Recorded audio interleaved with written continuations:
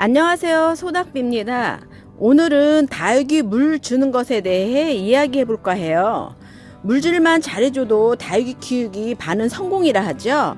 저도 강산이 한 번 반 이상 바뀌는 시간 동안 다육식물을 키우고 있지만 참 어려운 것 중 하나가 물주기였고 지금도 그러네요. 물은 얼마 만에 주나요? 하고 질문하시는 분들이 많으세요. 저도 예전에 식물 살 때 꼭 물어봤던 말이었어요. 헌데 키우는 장소에 따라 물 주는 주기가 다른데 식물 파시는 분께 물어본 게 가만 생각해 보면 웃음이 나요.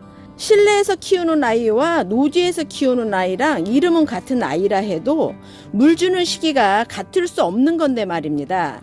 실내에서 키우는 아이는 노지에서 키우는 아이보다 물 주는 주기가 길어야겠죠. 노지보다 실내에서 크는 아이는 물 마르는 시간이 길으니까요. 전 물주려 할 때 아이들을 살짝 만져봐요. 손끝에 전해오는 느낌으로 판단을 해서 물을 주기도 하고 저면 관수하기도 하고 굶기기도 한답니다. 손으로 만져서 물컹하거나 탄력이 없으면 물고픈 거예요.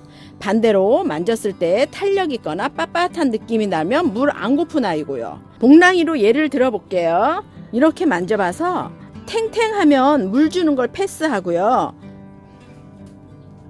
좀 물컹하면 물 주시고요. 얼굴에 이렇게 주름이 있으면 가까이 보여드려야 되겠네요. 제가 보여드리기 위해서 잎을 하나 떼어 볼게요. 얼굴에 이렇게 주름이 자글하면 저면관수로 푹 담궈줍니다. 전 물인심이 좀 후한 편인데요. 물은 조금 덜 들어도 만져봤을 때 이렇게 탱탱한 입장이 더 좋더라고요. 입장에 분이 있는 아이랑 철화는 가능한 힘드시더라도 저면 간수해 주시면 좋아요.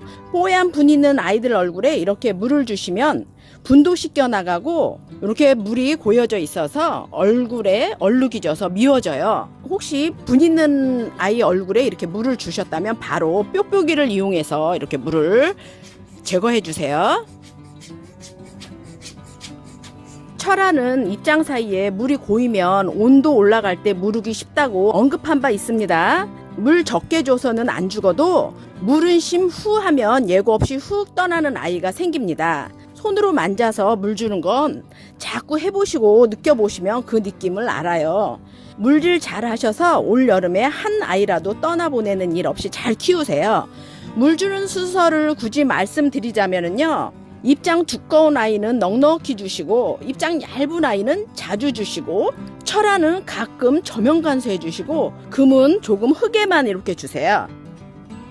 이렇게 흙에만 입장에 물이 닿지 않게 이렇게 흙에만 주세요. 이렇게 구분하면 좀 쉬우셨을라나요? 헌데 물 주는 건 정답이 없는 듯해요. 키우는 환경에 맞게 본인이 잘 터득해 나가시길 바랍니다. 그럼 오늘도 사랑하는 다육이 보시며 많이 행복하세요.